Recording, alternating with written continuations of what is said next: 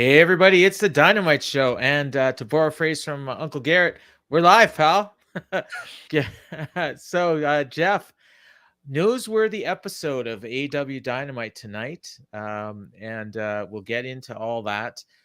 We usually talk before the show about what we're going to chat about, but I was so worried about making sure we got up and everything that we didn't. But I did. I did want to talk about the news that broke earlier today with Chris Jericho re-signing until 2025. Now, I'm of the opinion that Tony locking up Jericho and presumably MJF and obviously Moxley tells me that he thinks he's going to have some more money coming in soon. I don't know if you think I'm reading too much into that, or could this be a situation where he wants to be able to tell potential broadcast partners, hey, we've got this guy locked up, we've got this guy locked up, we got that guy locked up, and we're good to go. I think the truth is somewhere in between. I'll go with Jericho is a very marketable person to go to TV executives who may have been around during the Attitude Era and say, hey, we have Chris Jericho here. I think a lot of locking him up is also so that WWE can't get him for the last few years of his career, which is fine. I'm not sure he really wants to go back. Maybe not, but I don't see Jericho as the kind of person who, how would I put this? I think he's in it for the money, and that's fine. That's a perfectly acceptable. Every morning I wake up and I tweet, "Good morning, get paid." He got paid, and good for him, because at his age, not a lot of guys are getting paid. And I think he's a valuable asset to the AEW roster, especially since we don't really know still. And I know everybody thinks certain things, but about Omega and the Bucks coming back, or Punk, and we don't know that. It could be that he just drops a hammer on all of them and says bye. And I know everybody thinks that'd be insane. He may not have a choice. But yeah, they may not have a choice. It may be a legality issue. It may be just, hey, look, I'm sending a message to my roster right now. And it's a hard way to do it.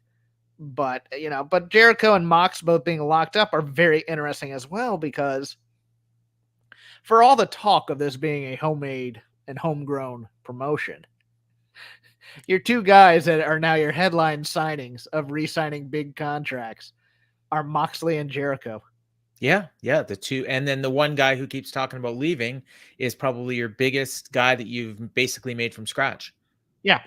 Now whether or not he actually is going to leave is another story. Whether or not that's just a storyline and just get people interested, it yet to be seen. Yeah.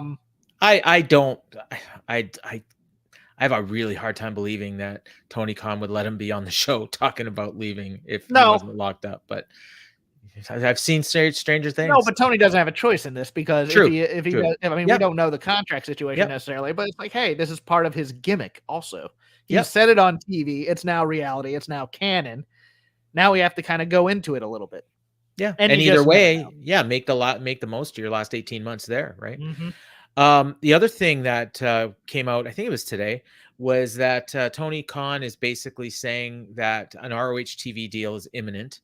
I just assumed that it's already ROH Rampage, but I guess that's not official. It feels like it, doesn't it? It really does at times. Yeah. That Rampage is the ROH show. Yeah. And I think that's also contributed to its decline somewhat. I got to be honest with you. This week was all right. Like, for numbers, the show, I don't know.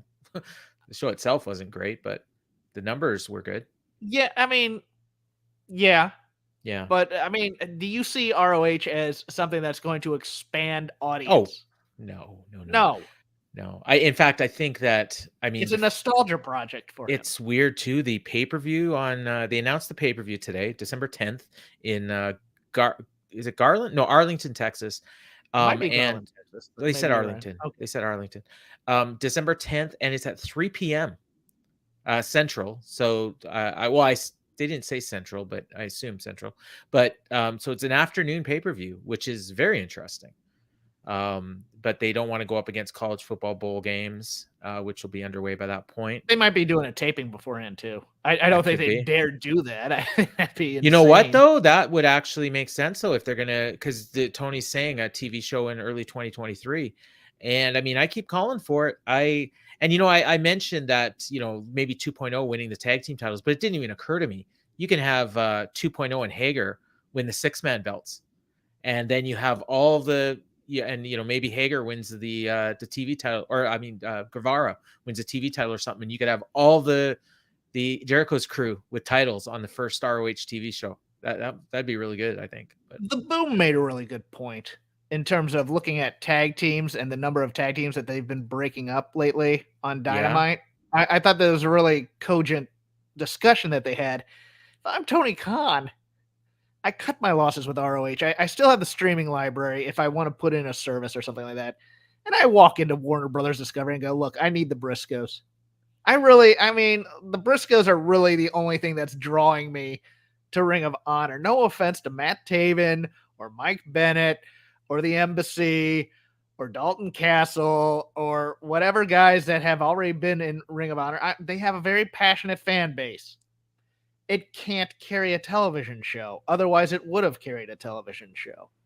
That's my concern here. My concern is we've sacrificed a lot of this AEW time to build up Ring of Honor, and it already feels like a subsidiary or a franchise of AEW. And yeah, you'll have special guest stars, but I don't think main roster stars going on NXT are gonna pop a number necessarily, and I don't think AEW stars going on Ring of Honor are gonna pop a number necessarily.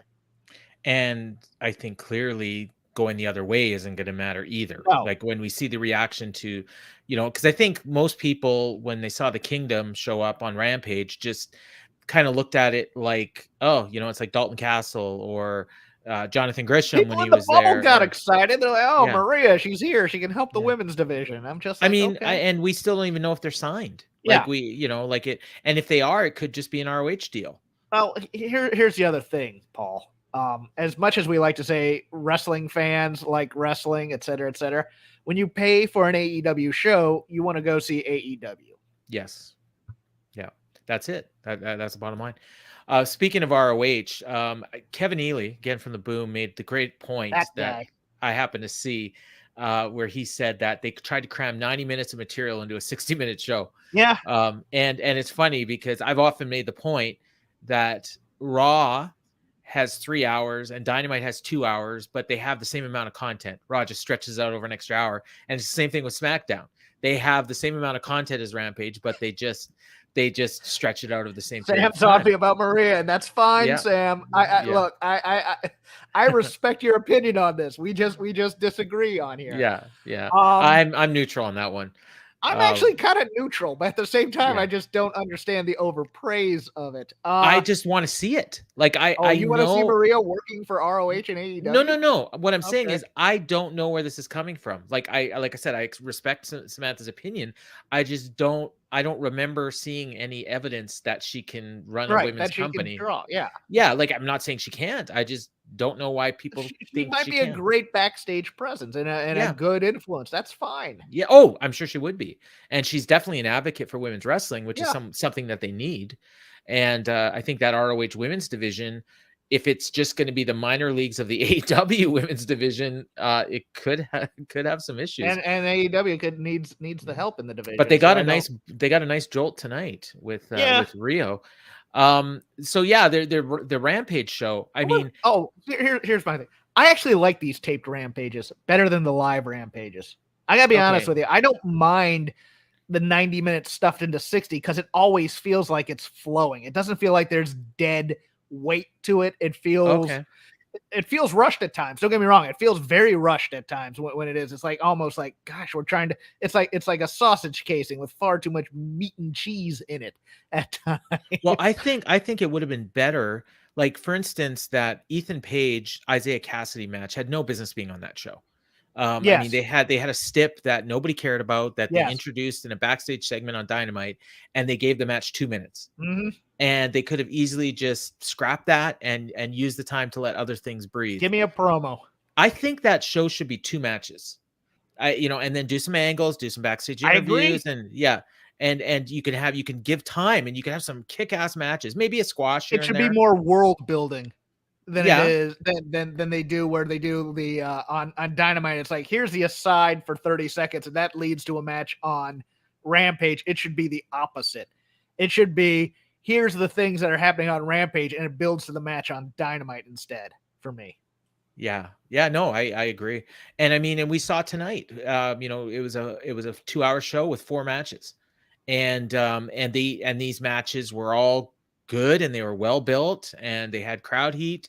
And I think like any more than that, and I think that's where just things start to feel like they're just kind of shoehorned in. And I hesitate to say that even this was a little bit too much in terms of things that needed to emotionally resonate that may not have necessarily, because we're trying to get too yeah, much in there. yeah, like they came up with the idea of Title Tuesday sometime between last Wednesday when we went off the air Yes. and today, because it was the first I heard of it was when I turned on the show. Yes. Yes. And Yeah, that kind of stuff needs build. yeah, And it's like, I am happy. And I know this drives modern wrestling fans crazy because I'm old and I get it. I only need one significant thing to happen on a wrestling show, because it makes me remember the wrestling show a lot better than 3 things that are significant on a yes, wrestling show. And it makes it seem less important. It's a little bit why I don't necessarily long for the days of just squash matches and promos and then one big angle to end yeah, TV. But I remember TV shows a lot better like that, where it's like there's just one important thing that happens. Like in regular television, you can't have the red wedding and also the death of this other character here, because one ends up taken away from the other.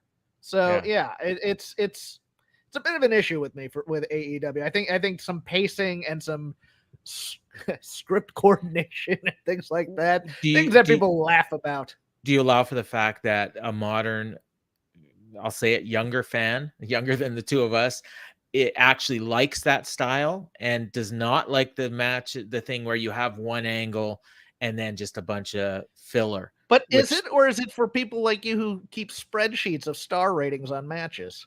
well, there's that too. Okay. Like so the people that are watching TV are not, they're doing like 6 other things while they're I watching. think we overrate the lack of attention span Okay, fair of enough. younger fans. I really do. I think if it's important, they'll pay attention.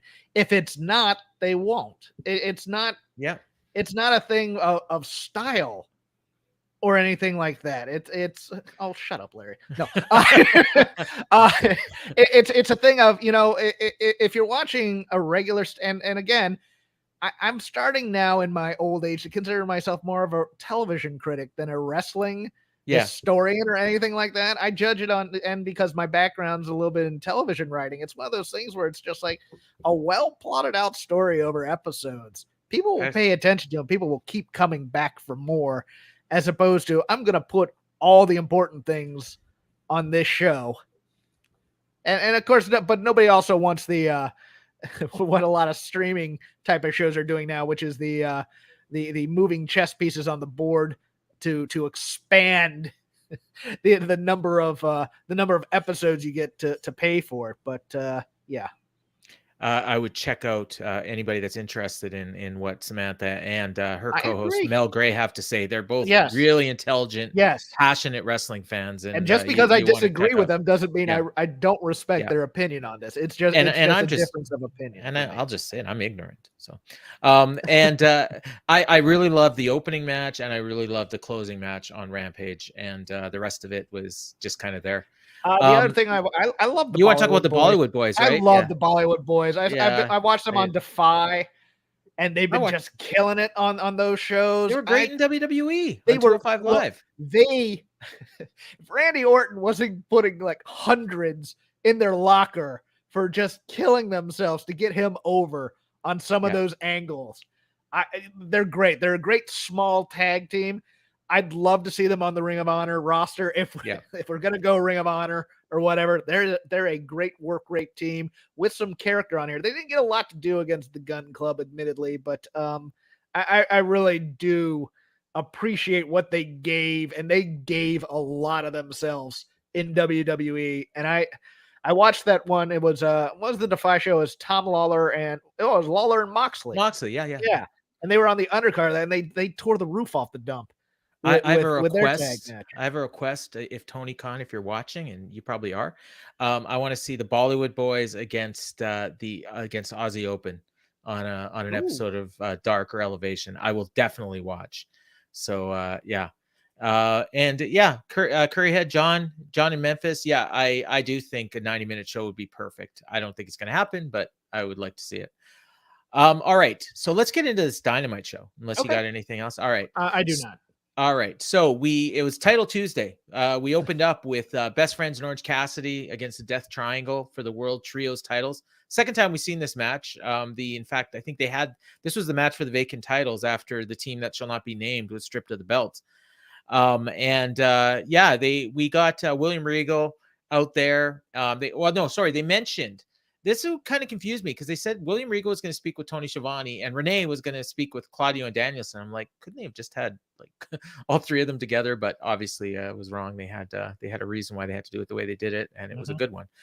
This was, you close your eyes and picture a Best Friends Orange Cassidy versus Death Triangle match, and is exactly what you saw. I feel like I've seen this match like 20 times. Yeah, the one thing that infuriated me, and they've probably done it before, but maybe I just never noticed it. They did consecutive pile drivers on Penta, and he should have been out. And instead of going for the pin, you got to give the people what they want. Yes. And they did the hug spot. And then by the time they decided to go for the pin, Pac broke it up. So later on, Pac goes for the hammer, but Phoenix stopped him, and that led into some dissension after the match. Strong Zero by the Best Friends, and Phoenix broke it up. Then Phoenix hit a double cutter. And then he hit a pile driver for the win out of nowhere, right after we just saw two pile drivers. Jerry Lawler's rolling in his grave. Yeah. And we also saw Storm Zero in this match that was kicked out of right away. And then like in the very next match, it was the finish. But look, everybody's going to the Blackpool Combat Club and learning how to move their necks. I know. These poor Orange Cat. I love pile drivers, but who got pinned? It was Chuck, right? Chuck got pinned again, I think. Yeah, I believe so. Yeah, so no, it's a good match. I mean, it's exactly what it needed to be. It's a perfect opening match for Title Tuesday. It was a perfectly cromulent match. Yeah, and if anybody that missed the Dynamite show last week, can you define cromulent again? It's a made-up word on The Simpsons. It means acceptable. Right. I'm old. I'm gonna have to ask you like every week. That's quite you're not that much older than me. And you were alive for The Simpsons heyday. I haven't watched it in 20 years. You know what? My wife and I, when we started dating, we watched The Simpsons marathons with our like college friends, and now we're grandparents. Simpsons quotes are the love language of Gen X men. Yeah. What did you again, going back to those guys over on the Boom, who I adore, even though I think one of us needs to be traded for one of them in some way. 5-star athlete Chuck Steele. Another team that looks to be starting the moves to break up here. You think? Oh, the Lucha Bros? Yeah, I think, or Death Triangle. I think. Well, I think Death Triangle's fine. Death Triangle's fine. To break up. I mean, as long as I don't think the Lucha Brothers ever need to break up. No. Well, yeah. Although, I mean, I'm sure they would love it. I think the singles runs of both Phoenix and Penta are a few years past. Yeah, well, and they can still do them. They could always do it. They don't have to break up to do singles matches. That's true, I mean, we've seen a lot of great Phoenix singles. But the matches. Hammer story, what did you think of it? I mean, it's done. I mean, I mean, yeah, I agree with this. This is the classic. This is a classic like AEW feud. Like that's why I thought I thought the Best Friends should have won the trios titles. I agree. In some ways now. Yeah, not necessarily tonight, but in the tournament. I thought it would have been great for them to win, but they had their little story they wanted to tell. But yeah, Pac, so that's going to probably eventually lead to I assume Pac is going to end up with whatever Jose's group. Oh And God, no, hope not, but maybe.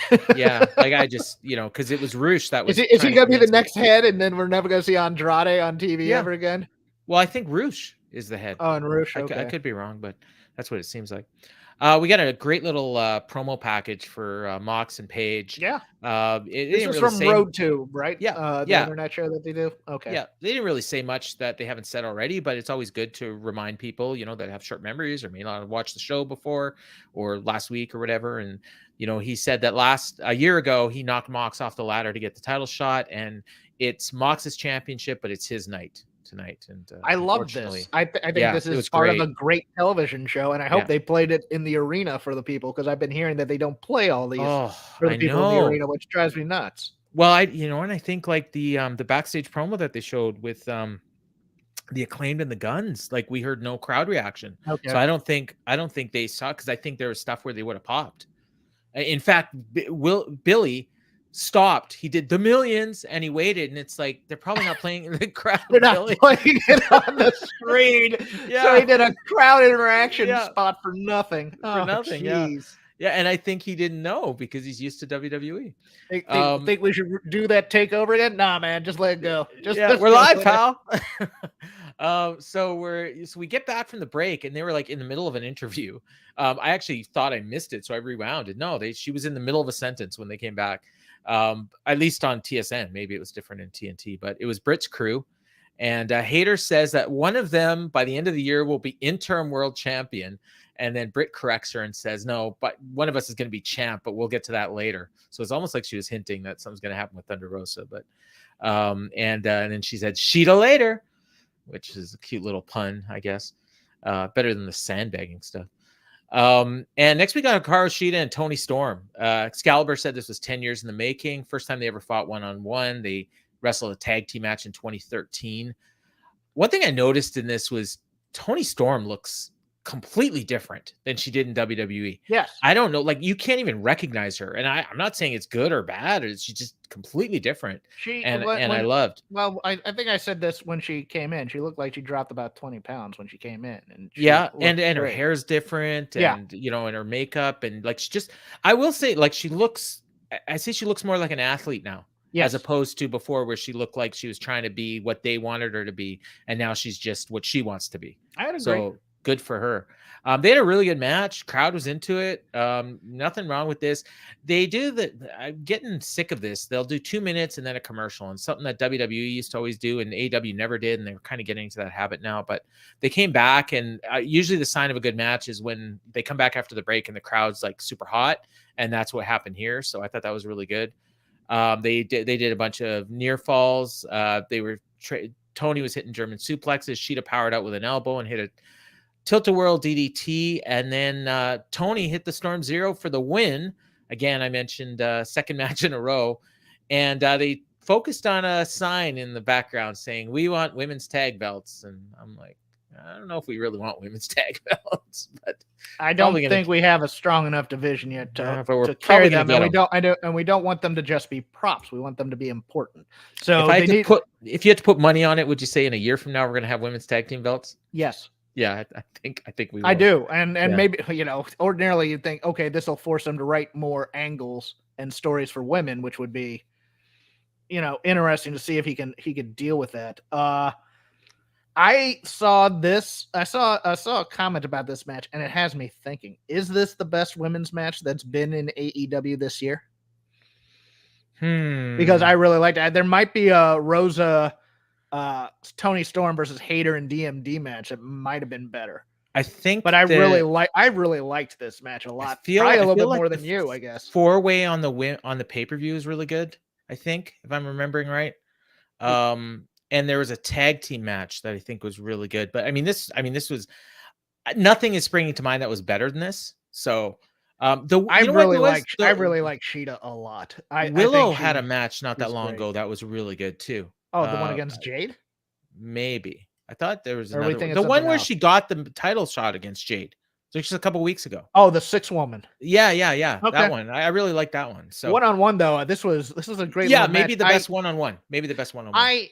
The only thing that it didn't have a story within the match in terms of how either of them were feeling about the other, and that kind of took away a sense of stakes for me. It was a good match. Don't get me wrong, and I like that. I would have liked to have seen maybe Sheeta being a little more aggressive towards Tony Storm in a way where it's almost like we're almost teasing a turn, but maybe not quite that far, or even like Tony almost getting out by the skin of her teeth as Sheeta tries to Sheeta tries to get the pin here. I that was the only thing that was really lacking for me.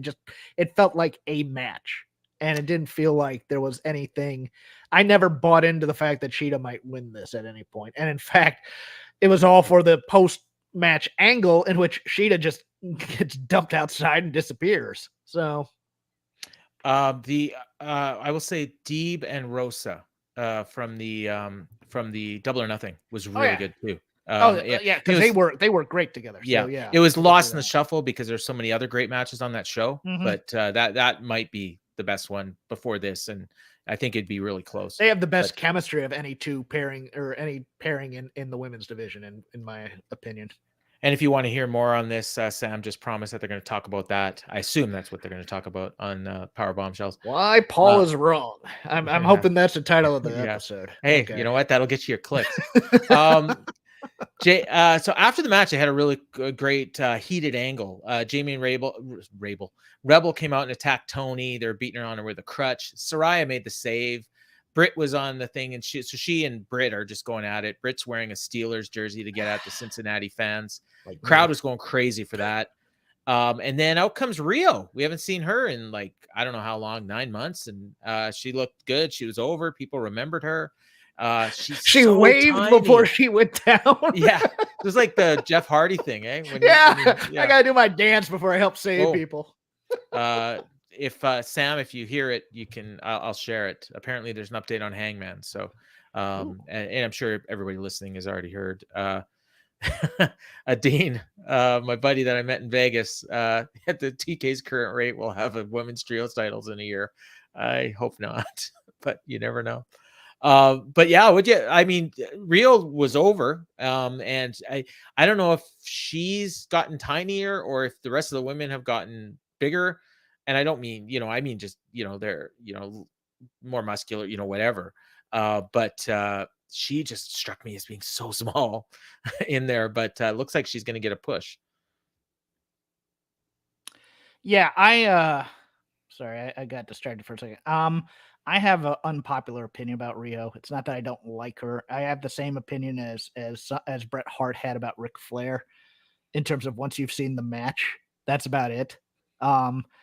Rio's going to do the jump off the top rope, and Jamie's going to throw her legs out from underneath her and take that big bump there. She's going to do the Matrix thing. I like Rio, and this division needs strengthening, but she can't cut a promo. And that's not the worst thing in the world, but it's another person we kind of have to work around a little bit. Oh, this is good. So for people listening on audio, PW Insider saying Hangman went to a local hospital to be examined. Fans are saying he gave the crowd a thumbs up. So that's good to hear. Okay. And obviously we're all hoping for the best for Hanger. That was, an unfortunate thing, which we'll get to in the thing. Expected to have a concussion. Yeah, I would think that. That's, man, they've been getting some bad luck. And that was on like a nothing spot. Like I rewound that thing like 5 times to try to figure out what happened, and I still couldn't see it. I mean, it kind of landed on his face, but we'll get to that. But yeah, I thought this was a good angle. Set up a bunch of different matches. I mean, obviously we're gonna get Britt and Saraya at some point, and Rio is getting a match with Jamie Hayter later on, and I suppose Hayter and Tony is not far off either. So they'll be fun matches. It's just one of those things where, like, again, I hope Rio changes up her look a little bit. I know that's also going to sound like sacrilege. I like the Joshi brand, but I know what you mean. I think Sheeta's done a good job of upping her look a little bit to be, okay. A six person match that we could see coming out of this, like Britt and Jamie Hayter on one side. And, now we need 6 woman tag belts too. Well, that's what Dean said earlier. No. I just thinking about all these different matches that we could have, and I'm looking forward to it. And Yeah, you know what, they're getting Dean, over. that was the point Yeah. I zoned out for a second. I had a bit minor emergency, but now that's resolved. Okay. They're getting over though. The women are getting over, and Yeah. they're putting them in different spots on the show, which I like to see. They just need a hot feud. That's all they need. I mean, and it's the same as the men. Just give them a hot feud, build it a little bit, then put a stipulation in there, and we're good. So Excalibur cuts to a video package on Warjo, and he brings up the embassy, but meanwhile Warjo's talking about the kingdom, and I'm like, what? Yeah, I agree. This confused me. Yeah, I think he just screwed up because like it had nothing to do with the embassy. I think he didn't know what the video promo was. Oh, that could be too. Yeah, that could be because they're basically like saying it was probably on his run sheet. Okay, yeah. Talk about the kingdom and Warjo, and he didn't realize that the video package was about Bennett and the kingdom. Well, and the thing is, the very next thing also talked about the kingdom. So I almost think maybe this was actually supposed to be about the embassy. Okay, so maybe maybe the kingdom is the stepping stone to then get to the embassy again. Okay, that's weird, but yeah, they basically just said, you know what, we've each got a belt. Take your pick. Either one of us will defend against either one of you. And he said, Joe says you've been given 6 million ways to die, and you chose the wrong one. That was a decent line, but Wardlow said a lot of stuff, but I don't know. I'm just not feeling this team at all. But they're over. Like this is all me. Like I'm just not into them. But I want Wardlow to be less clever. Yeah, and more menacing. That's what I want to have him. I just go out there and kick ass. You know, like and Joe can get his line in, and that's it. But then we get Renee with FTR. She did the WWE thing of running down all their accomplishments. Mentioned that they're the number one contenders, and they have been forever. Dax says that we want to be the best of all time. It's always been our goal. He brought up all the other teams from other promotions they beat. They brought up the Kingdom. They said, but our ultimate goal is the AEW tag team titles. We have to have these belts or we won't be able to live with ourselves. Swerve and Lee interrupted, and Swerve says they deserve the number one contender spot. For once, I agree with you, Lee says, and we deserve a shot. Dax said that he respects them. Swerve got in a line here at some point about whose house it is, and no reaction, as Sam put out earlier, because they didn't play it for the crowd. And then as they're walking away, when he says so Dax challenges Lee and Strickland to a match for the number one contender spot. Keith Lee, what do you have to say? He says, indubitably. And like Strickland's like, what? And then they walk off, and Dax says, it's FTR's house, bitch. I kind of like that. I liked that, but I thought the FTR part of this promo was a little weak. And you all know I love me some FTR. They are my favorite act in wrestling right now. You think they're not feeling it, maybe? No, I'll you remember I talked a little bit about if I were going to produce promos for people, I'd tell them the first thing you need to do is have an emotion. And how do you feel about that? And the problem here was that FTR started out very neutral. They were listening to Renee do the thing, and then they were trying to find something in there, and they never found it. Like I want to know, okay, how do they feel about being passed over? Be a little bit angry about that. Like for all people make fun of the 80s and the everybody's doing yelly promos. It was at least an energy and an emotion. There was no energy from FTR in this promo. They're just like, hey, Renee, glad you're here. I'm just like, okay. Yeah, they brought up, we've been with you. You were there when we started and stuff. And I will say they need a writer. I was really high on Renee last week, and she was fine this week. There was nothing wrong with her at all. But are you coming to my side here? I just think she's like, they could have had Tony do this. They could have had Alex do this. And for a recap, it's not a negative side. Yeah, it's just that she is just there. It's just another body there. And even the sit down that she did, like she added nothing to it. Yeah. She's there to facilitate. She's there to facilitate. Okay, I'm going to throw this to you, and then you just do your thing, as opposed to kind of adding and layering in there. But I do think there are places. I think there are ways she can be used really well. And I say, like, I mean, if it's a choice, shoulder content is where she's going to be great. If it's her or Shivani or Marvez, I mean, you could use any of them, but I'd rather see her. Yeah, just personally, I think she's got the great personality. She's not hard to look at, and she's very well spoken. And whereas those guys kind of mumble, and I don't want to see people that look like me. I'd rather see someone. I think younger. Shivani's a little bit better with the heels. Yes. Well, yeah, because then they can kind of get picked on. I put Renee doing softball questions to baby faces. Yeah. Well, yeah, because the problem with Renee is as soon as you put her in there with a heel, they're going to be tempted to get her mixed into angles. And yes. Yeah. And I mean, I'm sure she'd do fine, but that's a little early for that. And also Tony has a little bit of a pushback factor that he does when he interviews as well, which helps the heel then be even more heelish to me. Yeah. It's an improv scene. It's give and take there. All right. Next we got another backstage segment.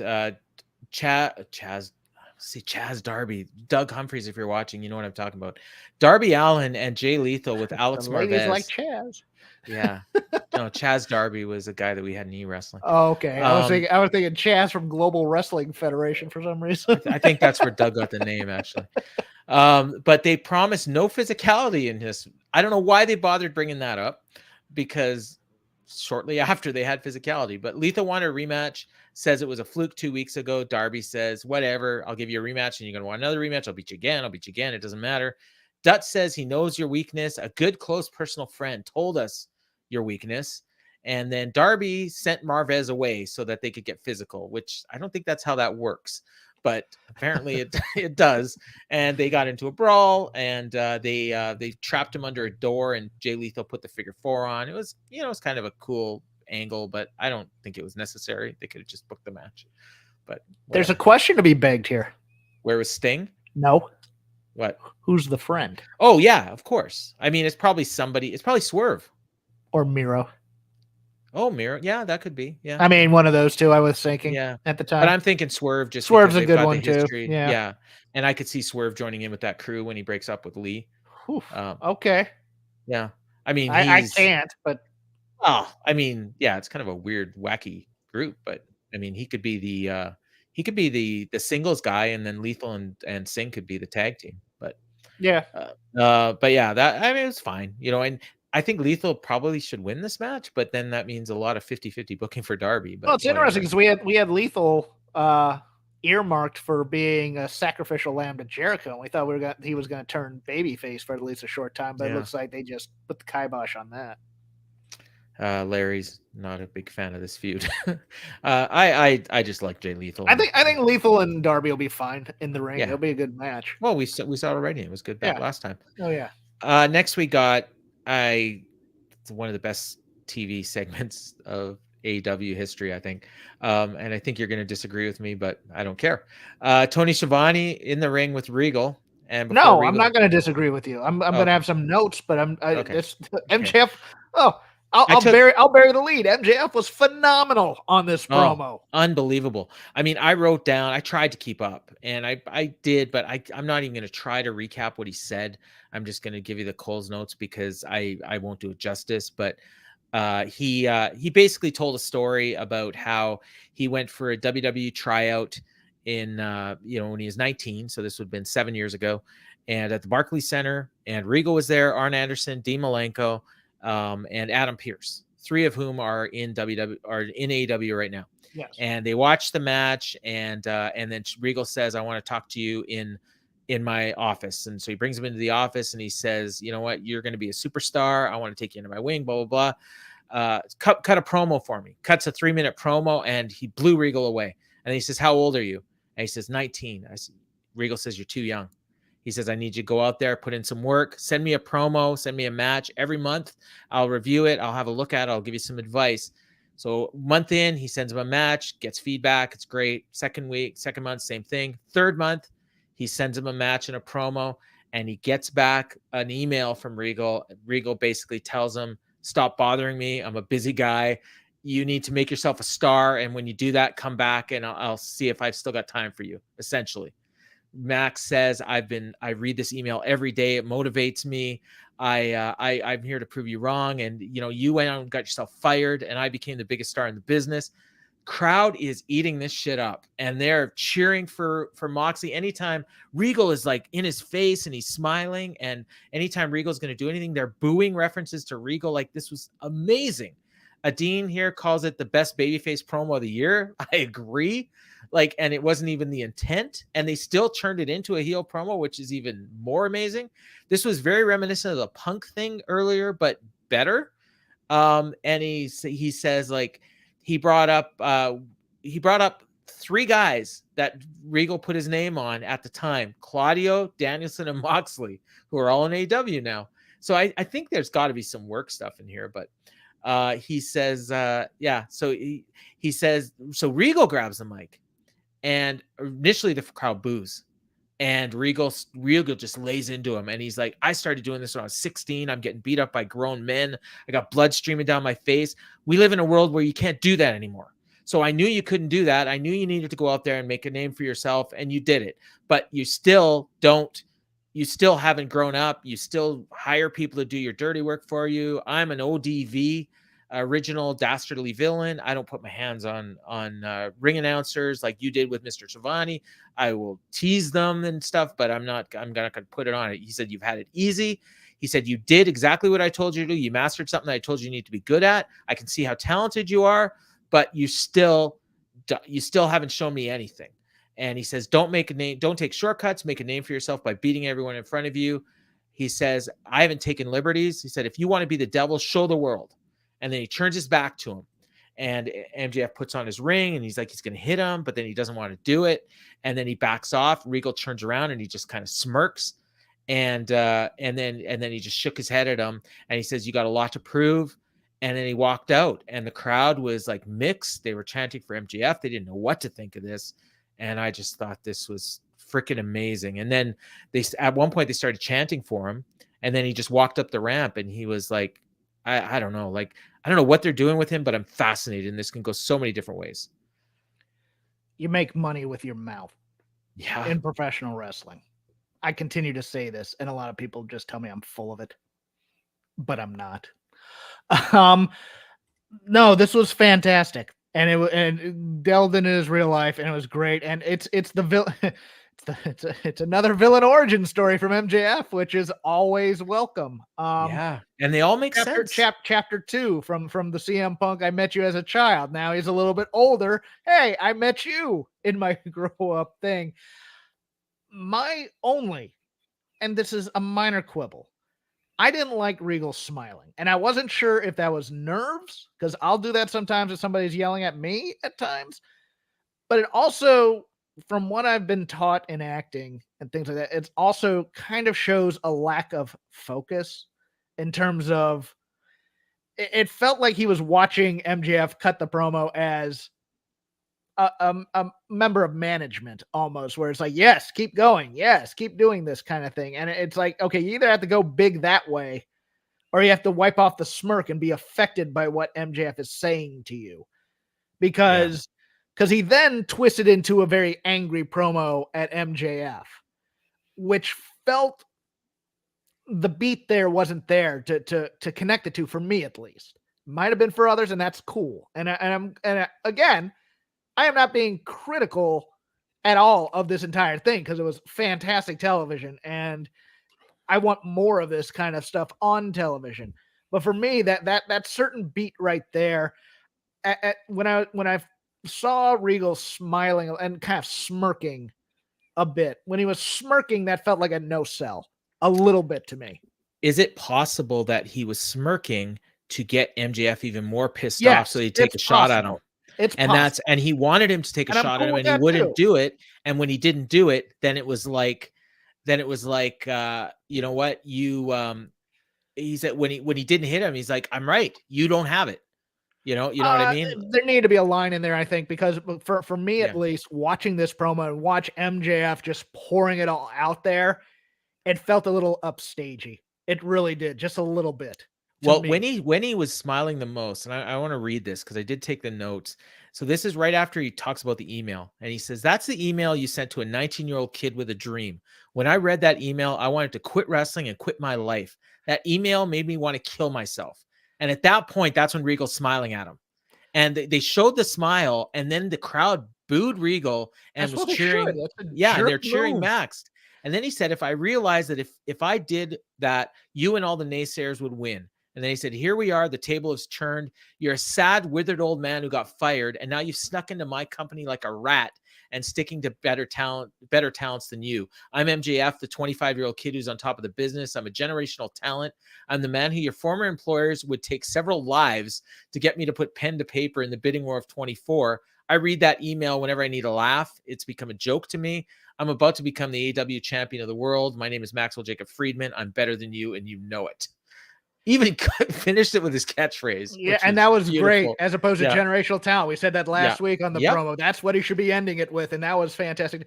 I have a letter like that, though, too. From a television producer. Oh, do you use it as motivation? I didn't get, well, I did for the first 10 years of my career, and then it didn't come to fruition. I still have that letter. It's the worst thing anybody ever wrote to me. It's just you. Well, I've never been called arrogant by someone, but that was a new one. Yeah, I freaking love this. Though. But I loved it. It was just like yes, that was all part of my plan. Was kind of like that Regal smile said to me. I'm just like, no, you need to be taken aback by his rage right now, just a little bit. That's what I kind of wanted. Well, at first maybe he's like, okay, or the other thing could be like he's happy because you know what, he finally is seeing what he wanted to see. And then when he didn't actually get it, or he needs to be pointing at his chin saying, hit me, hit me, hit me. Yeah. Great segment. And if you haven't seen it for some reason, just shut the show off and go watch it. Yes. Build around MJF now, please. Yeah. Next we got another great video package. They've been really putting these video packages on the show lately, and I really appreciate it. It's on all the former ROH champions, and this was to build up the Jericho title match. They showed Cody, Punk, Rollins, and Kevin Steen in this video package. And they showed highlights from Dalton Castle's promo on Friday where he called him a silly goose. I thought he should have called him a loon because then the crowds could have chanted loony at him, like the Canadian dollar bill. Or dollar coin, I should say. You just got to fit any Canadian reference you can into this show, aren't you? Well, it's Jericho and it was in Canada. So, that's true. Yeah. This was nice. Next, we got the thing we talked about earlier. Renee backstage with the Guns and the Acclaimed. Billy said something about the millions, and then he stops and silence. Yeah, that was hilarious. And he's complaining about getting his catchphrase stolen as he's stealing Rock's catchphrase. I thought that was cute. Oh, too. If there's a run sheet for this and there's a script, I hope it's in the WWE template where it's like pause for reaction. Yeah. But no, there probably isn't, and that's the problem. But yeah, so we brought this up last week, and I mean they're going right to it. Like we're not even making you wait, doing angles. No, right away. Catchphrase versus titles on Friday on a show nobody's going to watch.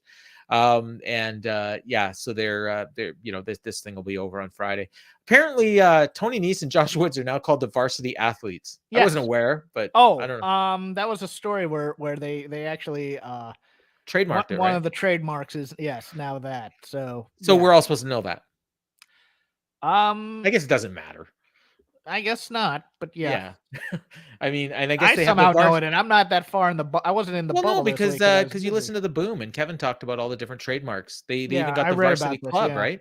Yeah. So, which is odd because we're trying to think of people because it's weird. I didn't realize how weird it was in that before, like when you're watching territory wrestling and even WWE up to a point, it's people from like big programs and large universities and things like that, and there ain't nobody like that in AEW right now other than Hager.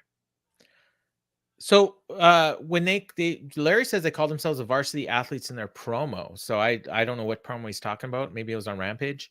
I did watch Rampage, but I don't remember it. But I mean, like you said, 90 minutes into a 60-minute show. I remember he came out. It might have even been last Wednesday. It might have been Rampage. I can't remember what one. That's like they used the Sopranos line. He didn't have the makings of a varsity athlete. Gotcha.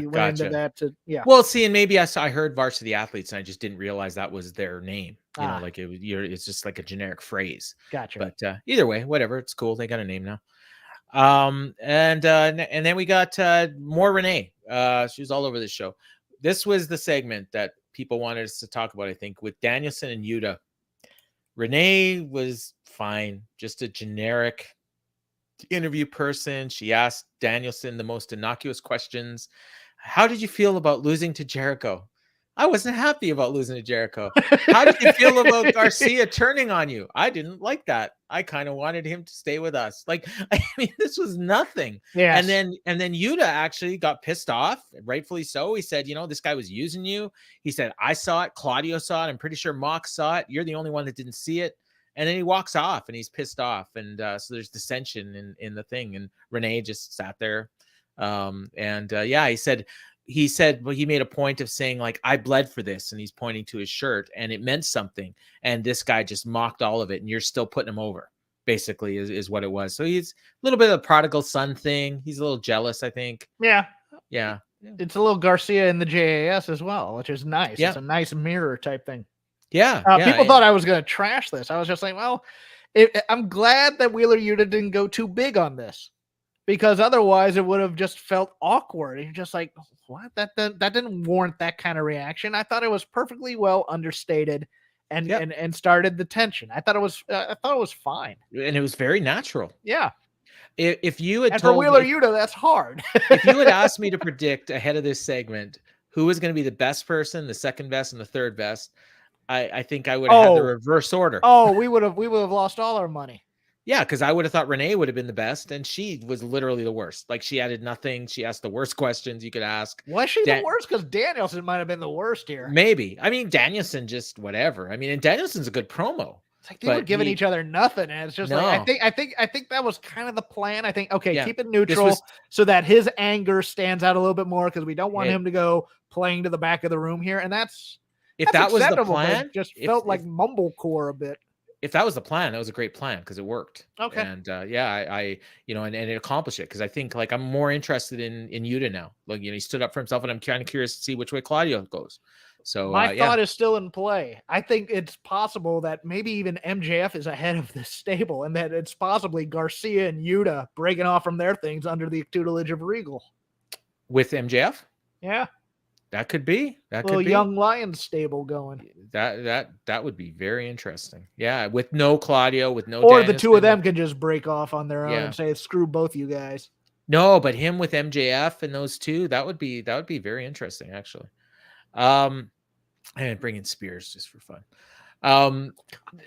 Next we got Jericho and Castle for the ROH World Title.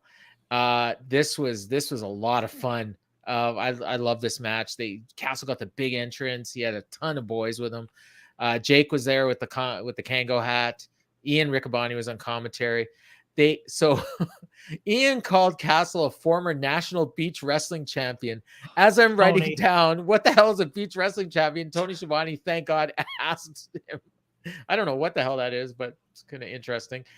Castle was reaching around in his trunks for something and playing with his junk, and then he puts out his hand and gives him the middle finger. Jericho tried so hard not to break, and I'm not sure he succeeded. He's wearing those oversized trunks over the other trunks, and it looks absolutely preposterous. But it was great, and they focused right on his trunk with his hand in there, and Jericho, I can't believe he didn't break. But they mentioned during this match, final battle is going to be, we mentioned earlier, Saturday, December 10th. There's actually 4 shows in Texas in December, which I guess you want to go somewhere in December, Texas is probably a good place to go. They're returning to LA on January 11th, which is the week after Seattle. So that's news as well. Oh, I should have listened more carefully. Well, that's what I'm here for. Castle was tossing boys at Hager to neutralize him. I thought that was a great spot. And Ian reminded us that Dalton Castle actually beat Cody at Final Battle, and that Jericho. So I gotta admit something here. I think it was Tony mentioned that Jericho is one of only 2 people in history to hold the AEW and the ROH title. And I'm thinking in my head, who was the second? And I'm like, okay. Jericho was the first champion. He lost to Mox. Mox lost to Omega. Omega lost to Hangman. Hangman lost to Mox. Mox is the champion now. I completely blanked on Punk. People thought I was making a joke, that I'm like, I'm pretending that Punk doesn't exist because I got. You are an ROH historian, sir. ROH historian. I know Punk had the ROH title. I forgot that he had the AEW title because he never defended it. Like, Yeah. like he won the title, then he got stripped, Oh, that's and then right. he came back and he lost to Mox, and then he won the title in a rematch, and then he lost the title. He got stripped, so he's actually never defended the title. And they say you're never a champion until you defended your title. Before we go back into the match, Yes. I need to make my critique before I praise this match a little bit more. Okay. And it's about Taz on this match. Oh yeah. I have become look, wrestling the past 35 years, I would say, and if you grew up in the Northeast or in Canada or whatever and only watched WWF at the time, probably a little bit longer, the commentary booth was always straight man doing play-by-play and heel color commentator. And I am done with heel color commentators. I like the sports presentation. I like, Ross and Shivani was my favorite commentary team in NWA/WCW because it makes the heelishness get over a little bit more when both of the announcers are upset with it, as opposed to somebody going, yeah, screw that. And I think here, Taz's heelishness, where he's talking about Dalton Castle, to an audience that may not, again, I get it. Oh, he was on Rampage. Great. But to an AEW audience that may not know Dalton Castle, they're going to look at him like kind of a geek. And I think his presentation is awesome. I think if they had played up, look, he may have a flamboyant gimmick, but he is all business in the ring type of a thing, and really played that up and built him up a little bit more, as opposed to tearing him down for saying, what's he doing with the boys? Blah, blah, blah, blah. He needs to get in there and get after Jericho, et cetera, et cetera. Build him up a little bit more, as opposed to kind of tearing him down and snarking about the gimmick a little bit. I think it would have done Dalton Castle a little bit better service here. Am I wrong on that at all, or off base? No, I agree. I will say that I didn't really notice it, just because I was involved in the match. I was invested in the match. The first comment he said, it made me notice it, because I'm just like, why is he snarking on a guy that most of this audience, I mean, some of the audience knows, but a lot of this audience doesn't, because you're really underplaying the fact that he might win this title from Jericho. So I think that the reason they did it the way they did it was so that in their minds it would have more effect later on when Jericho attacked Riccaboni and then Jerry Lynn, and Taz was like infuriated and like all of a sudden turned on Jericho. So I think in their mind it meant more because he was for Jericho during the match and now he's turning on him. So that could have been the psychology there. I don't think that's a very good reason. No, and also that emotion just didn't carry over after the Lynn attack to the hey, it's time for our title match. And you're just like, we got to talk about the guy who the Jericho almost killed out here? No? Okay. To the back. So I'm confused by Curryhead. He says, thank you, Lance Storm. I'm not sure which one of us he's talking to, but move on. Be a pro. All right. Yeah, I should take Brian Alvarez should take the same advice. Anyways, back to the match. Because I literally wrote in my notes that I was almost positive Jericho was the only one that had both those belts. So my favorite part of the match, as good as the actual wrestling was when one of the boys stole Jake Hager's hat. Yes. And he lost his mind, and he just started whipping the shit out of these boys at ringside. Absolutely. I know that this is part of the gimmick, so yeah. I think so. He'll put the softest forearms from the boys. Yeah. On Hager here. And then he just grabs him and he's like tossing him into barricades, through tables. Yes, that's the Hager I like. Puts his hat back on, back to ringside, and they get back to the thing. Jericho put on the walls, which I thought should have been the finish. It's almost never the finish, but I thought it would have made sense here just because of the Dalton's back issues. But no, he made the ropes, and then Jericho, of course, was acting like he won. They did some more stuff. Castle got a nice near fall, and then Jericho just in the middle of an exchange hit a Judas effect out of nowhere, got the pin. Big baby face pop for Jericho. And that was it. I think if this was an audition for Castle, I think he passed. Yeah. I thought he did a great job. Larry agrees. Oh, he's a solid wrestler, and he has a great gimmick, and his entrance is just mad over. And he's the Radio Gaga ripoff was great, I thought here. Yeah. He's perfect for AEW too. Like I think. I would say that too. I Yeah. am of the opinion that Dalton Castle is about 8 years too late. Oh yeah, yeah, yeah. If he had come yeah. now, he would be He'd be Orange he'd be Cassidy. the Orange Cassidy of Yeah. this company. Yeah, Oh, definitely. when he first showed up, and I was covering Ring of Honor for Yes. F4W at the time, he was huge. When he did PWG Yeah. that first time, he was that place erupted. I agree with Sam here. Dalton should be on national TV every week, and hopefully ROH gets their TV deal. I will watch. I mean, as much as I complain about the ROH thing, it's like when I watch ROH, I want to watch ROH. When I watch AEW, I want to watch AEW. I don't mind the odd crossover, but when it feels like it's forced is what I want to see.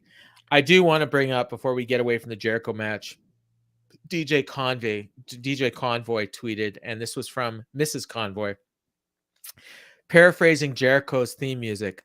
What have I become now that I've betrayed? See you at the Ballard Files in a couple days. So there we go. I don't get the joke, but it's funny, apparently. Maybe if DJ's listening, I didn't realize that Judas was used as NXT Chicago Takeover. I had forgotten about that. Oh, I was listening to, my son, who, a lot of you have sent me a lot of cool things, and he's recovering. He's upstairs right now. One of the songs that he had on his 15 songs for David Lovell, which you're on that show this week. Yes. The song starts and I didn't recognize the title, and I'm listening to this song. I'm like, I know this song from somewhere, and where do I know it from? It was the theme song for NXT for like 3 years. And it was like not the Wild and Young, not that one. No, the roar of the crowd. Yeah, maybe it's that one. Yeah, it was. Yeah, it was. And he didn't even know it was from wrestling. He just liked the song. But yeah, so after the match, Jericho's cutting a promo on the ramp. He's desecrating former champions. He says even ROH commentators, and he goes after Riccaboni. 2.0 grabbed him, and they've got him. They're holding him, waiting for Jericho to hit him with the belt. Jerry Lynn comes up from behind, grabs the belt. Of course, he's a former ROH champ as well. Jericho low blows him and gives him a pile driver on the ramp on the belt. A bunch of officials ran out. Taz is incredulous. And I did point out that Regal made such a big deal over the thing about putting your hands on announcers and what a big deal it is. And then here Jericho's just doing it out of nowhere. And I thought, you know what, that's a little bit of quality control that they, that and also doing this before the main event. Because this is the type of angle where I would have had. You could have closed the show with it, yeah. Yeah, you close the show with it. You have JS destroy more than you have him destroy Riccaboni and the entire announcing. Well, that'll probably be the go home show for the pay-per-view, probably. And then I mean, you're old enough to remember when announcers got attacked. It was a big effing deal. Oh yeah, yeah. I mean, it still should be. I mean, it doesn't happen that often. Yeah, to give it resonance. I agree too, but there was that weird emotional, and now it's time for the main event. I'm like, we're gonna talk about Jerry Lynn getting killed? Never mind. It's time for the main event. They went right into plugging next week's show. Yeah, and here's what we're doing next week. Jerry Lynn bleeding. All right. Well, on Rampage. Yeah. Actually, no. We cut to a Christian video package. Oh, that's right. About his powerful right hand. Yeah, yeah. But yeah, so who do you think? Who do you think's the final battle match? I think it's Joe. But I mean, Joe's got a belt, so I don't know if he'd have to lose it. I don't think we're ready to get rid of this feud yet, so I don't think it's going to be as big as Joe. It can't be Lynn. Lynn's probably maybe a TV match. I'd go with Lethal. I don't know. I don't think he's big enough. I mean, okay, who are our choices? Because, well, I mean, we have anybody who's been a champion, tag or otherwise, not just world title. So Jay Briscoe wouldn't be the worst thing in the world to me. No, Claudio you could do a Claudio rematch. Claudio would be fine. Yeah. I saw one. Can we bring Chris Hero in? Yeah, I mean they could. I don't think that's a pay-per-view main event. Yeah. I'm trying to think. I mean, none of the Bucks or Kenny have won it. I don't think. No. Cole, if he was ready. I mean, that would be an ROH pay-per-view main event. If you're not putting Adam Cole on Ring of Honor. No, but he could be in the main event of a pay-per-view. Not for Ring of Honor. No, you put him in a big arena. Okay. Yeah, I don't know. Cody. Yeah, Cole's too big of a star to put in Ring of Honor right now. Yeah. Well, right now he's on Twitter or on Twitch. It's not his fault, Paul. No, He's injured. I know. Kyle O'Reilly. if he was ready. Oh, But I Kyle don't O'Reilly, think, you can do a main event yeah, Ring of Honor. but he's not even close to being How ready about yet. Bobby Fish? We could He's not a former. Well, yeah, if you're going any champion, yeah, that's what he was saying, was any champion. yeah. Colt Cabana, Austin Aries. That's a bad idea. He says.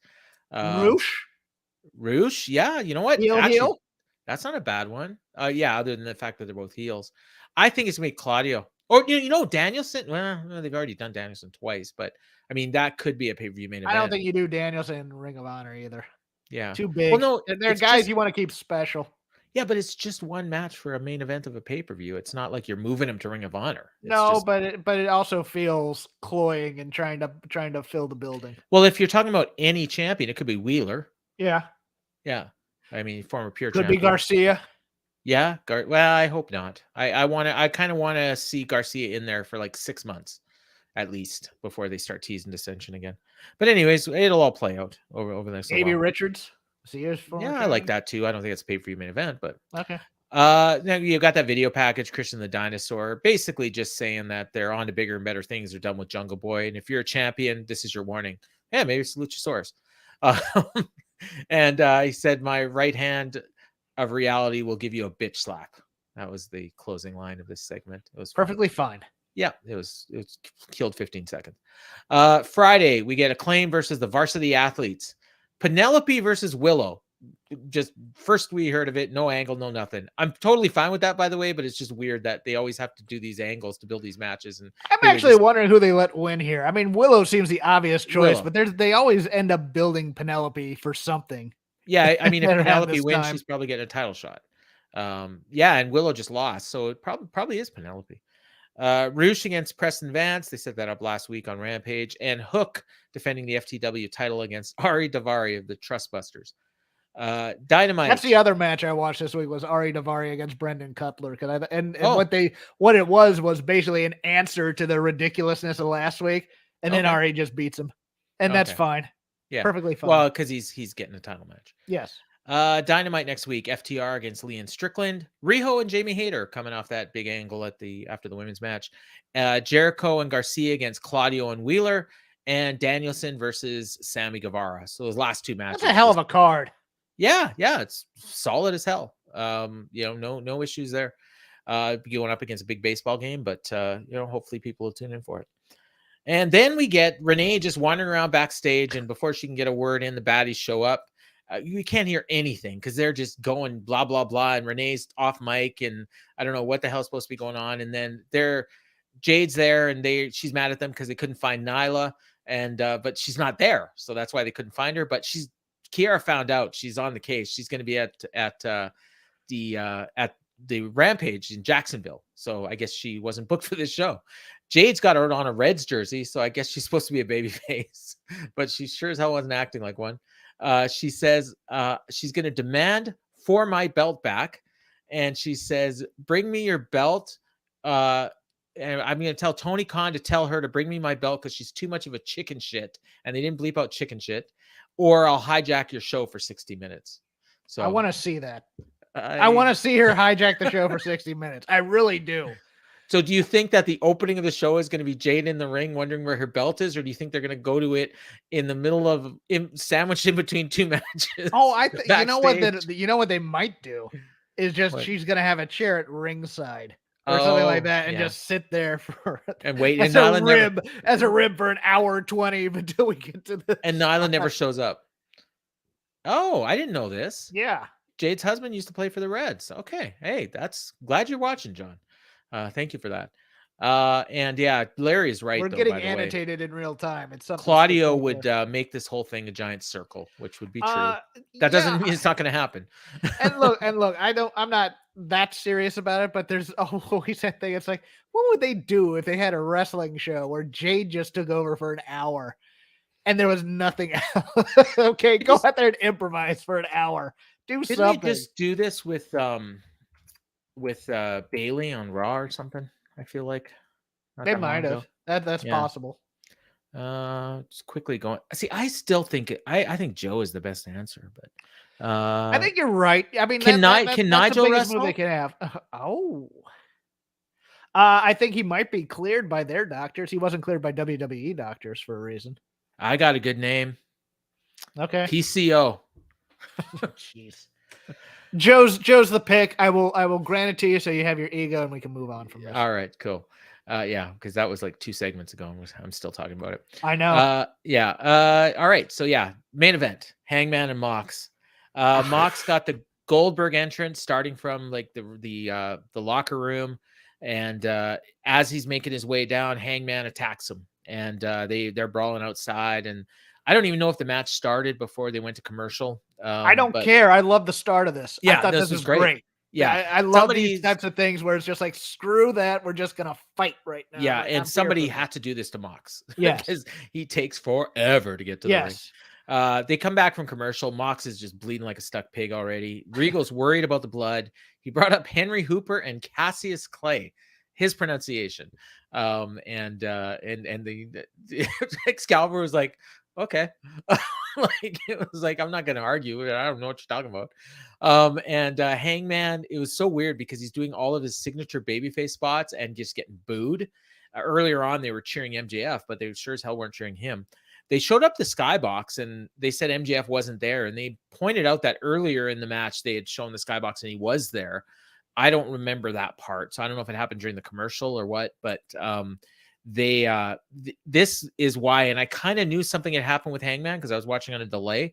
So for me, it felt like when I saw the Hangman thing, I thought it was an angle because of the fact that they pointed out MJF wasn't there. So I figured something was coming with MJF after the match.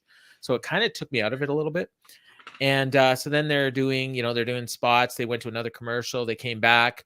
Hangman hits a dead eye on the apron. And he did a fall away slam from the top rope by Page on Mox, and no one bought it, even though it was a really cool spot.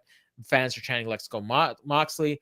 Page hit an awesome lariat, and then Mox just comes right back with a King Kong lariat. Taz is joking about Icky Woods, and time stopped. Page is down in the ring. We don't know what happened. Kind of like fell on his face on the clothesline. It kind of looked like. It was just kind of weird. Like, you kind of thought, did he land on his head? No, not really. Like, his arm was there, but I don't know if his head hit his arm on the way down or something, but it was really bad. They didn't show a replay. And they kind of cut away and they didn't really show much. And they kept going back to the announcers. Excalibur did a rundown of everything coming up. They cut to Mox in the ring like he was going to do a promo, but he was just kind of standing there egging on the crowd. Then they go back to the announcers. Then they come back. Now he's got a mic.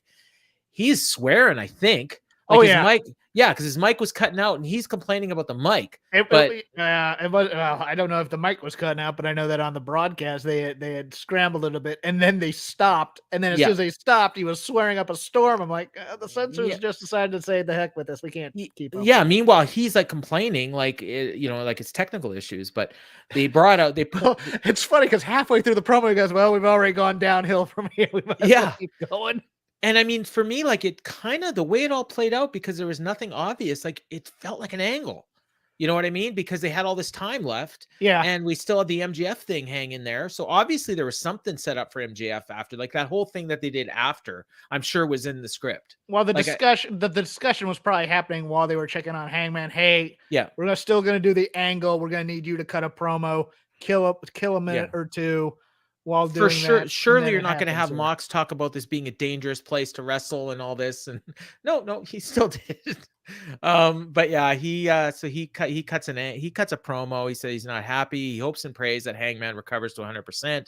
Hopes he can walk again, talk again, play with his baby. Like, I mean, at this point, I mean, it's clear to the fans that this is really serious. And he said, this is a dangerous game we play. You got to have guts to play it and put every single thing on the line. And since I'm on live TV and I've got energy, and then all of a sudden his mic cut out. So this is, I think, where he just started swearing up a storm. And MJF's music hits. Big babyface pop in Cincinnati. He's got the ref and he's got a Chip and his Bryce with him, which is his buddy. And Regal's egging him on. He's dressed in his street clothes. He starts taking them off. And then Mox just flipped him off. And MJF bails with his Chip. Regal's yelling at him. Regal gives him the Chip. And then he runs up and gets a mic and he says, "You want to talk about me cutting corners? These people know I'm a man. I don't want to cash this chip into your 100%. I don't want excuses. I want to make sure there's no question that I'm better than you and you know it. I'm going to cash in at full gear." Calls Regal a piece of shit. And he says, "For the first time in my miserable life, I'm going to earn it."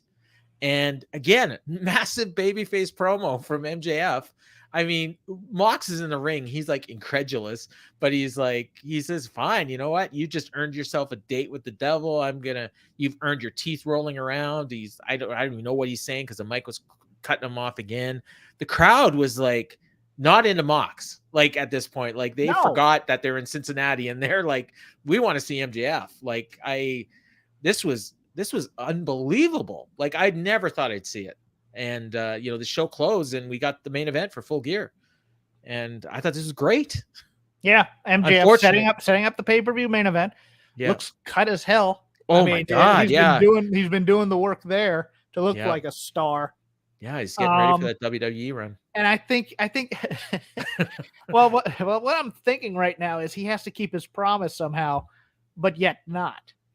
So that's why I was thinking the Regal turn on the Blackpool Combat Club, because it's one of those things where it's just like, well, he beat him cleanly, even though Regal was the one responsible for the loss or whatever. There has to be that out there, because they don't have great heels right now in AEW other than MJF, really. Do they? No. What would be? So why would you turn him babyface right now? That seems ridiculous. Let me say this. What was one of his most famous lines that he actually stole from CM Punk, who stole it from Al Pacino, who stole it from Jake the Snake Roberts? The biggest trick that the devil ever did was convincing the world that let's get our cultural references right here. Okay. Kevin Spacey in The Usual Suspects. Oh, I think it got used before that. The greatest trick the devil ever pulled was convincing the world that he didn't exist. No, that's from the Macquarie screenplay of The Usual Suspects. That is. Oh, okay. Because I'm sure Al Pacino used it in Devil's Advocate. Yes, which came after The Usual Suspects. Okay. And what about Jake? Didn't he use that? Oh, was it? Okay. Well, either way, yes. So if MJF just what the biggest heel thing for him to do would be to cheat and win, he told everybody, I'm not going to do. Yeah, I mean that too. I mean, you just sell it out and do it. Yeah, that's fine. And he plays this whole way up from. And I'm good with that too. It's perfectly fine. Where it's like I can now beat him, but now I'm going to cheat. Yeah, because I can. Yes, and it's easier, And I don't care about you, old man. And he could have Regal help him. He could have Stoke help him. He could do it by himself. Oh, I think Stoke and the company are going to help him. And this is all going to be a swerve. It could also be Garcia and Yuta. That too. I mean, I kind of love that. Because MJF even brought up the history with Yuta, right? Yes. He tied me down in my bed, made me watch Viscera tapes. Kinky.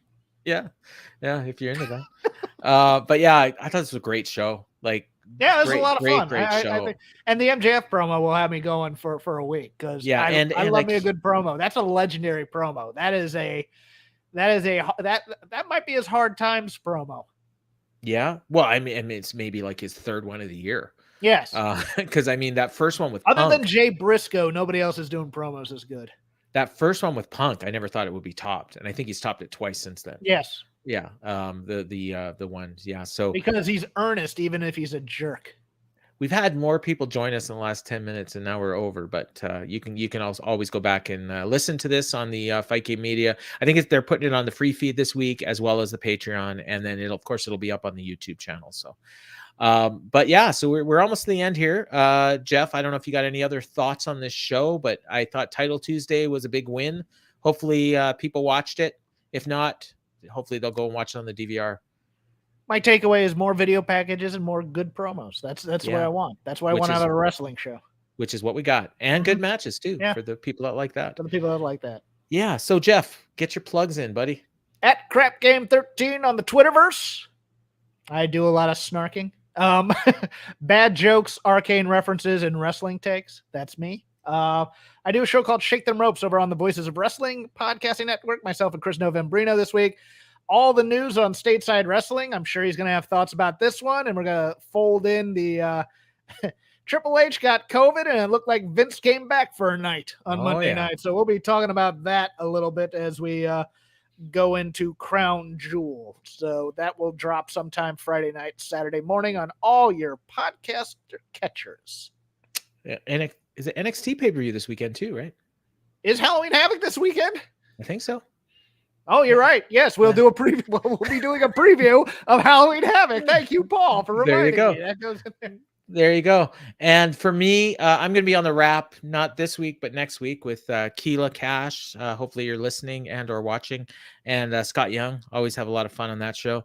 And Ryan Frederick and I will have In the Clinch. We've been putting up more clips on the YouTube channel as well. So you can watch for those and listen for those.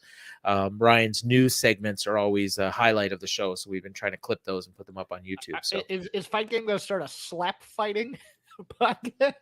If they do, I think I need to be in the main event. Oh, really? I think so. I think I could slap fight.